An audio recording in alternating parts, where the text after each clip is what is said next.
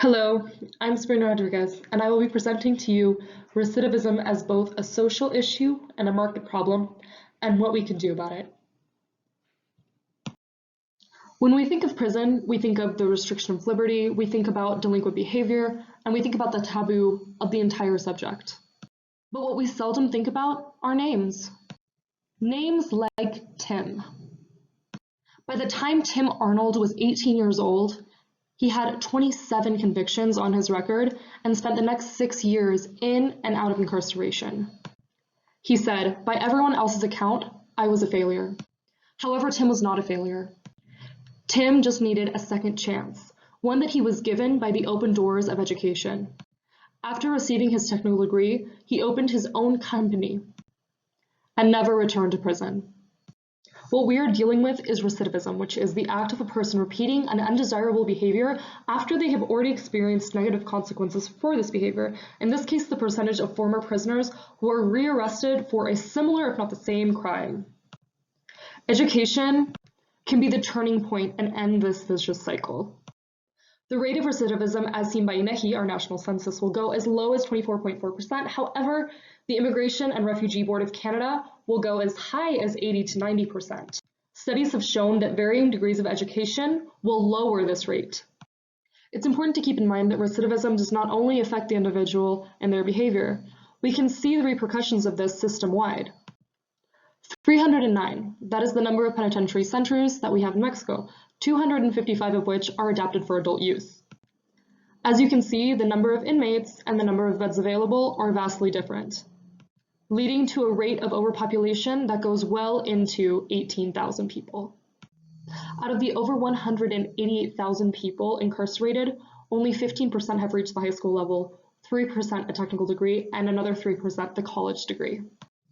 Based on these numbers, only 20% of the people that reintegrate into society will be able to apply for a formal job due to the education requirements. And this is not even speaking on the fact that they may be asked to present a clean record certificate to vouch for the fact that they have never been incarcerated.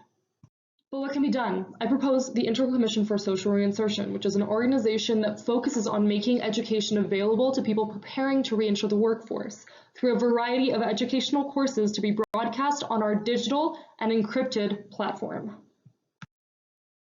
We have a multi-approach solution. First, courses in primary school to get up to speed. Second, high school and college level courses that will focus and open doors for people incarcerated. And in third place, we have technical studies and focused internships to make connections in prison that will last once the person is out of prison. Some of our key allies will be the Secretariat of Work, Secretariat of Education, National Commission for Security, also Education for Adults, Allies in Business, University of Guadalajara, and other private universities such as Tecnológico de Monterrey, the Commission Head and Financial Administration through a public trust. Our target market are people re-entering society, also businesses in need of trained workers, and indirectly the same penitentiary system to reduce overpopulation and recidivism. The payer will be through a public trust, varying from the public, private, and educational sectors. The Commission will use a subscription business model in which the customer will pay a recurring price at regular intervals to access the service. This is at the primary, high school and college, and technical studies level per prisoner. We will always be innovating, which is why open innovation is key to this project. There is an opportunity for students to accredit social service as mandated by law, and these students at the university level will provide feedback and new ideas to generate innovation. As for my business model canvas, I've already touched on key partners, key activities, key resources, customer segments, and revenue streams. However, I'd like to mention that customer relationships will be through digital diffusion, through our quality census to make sure we are always up to par.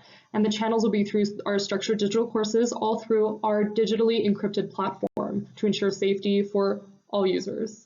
Our cost structures will be the cost of technical support, of internet, and of human resources, and our value proposition is that the Commission will bring education to Mexico where it hasn't dared to go before, bring education to a new sector, tap a new potential workforce, dropping the recidivism rate, and upholding human rights.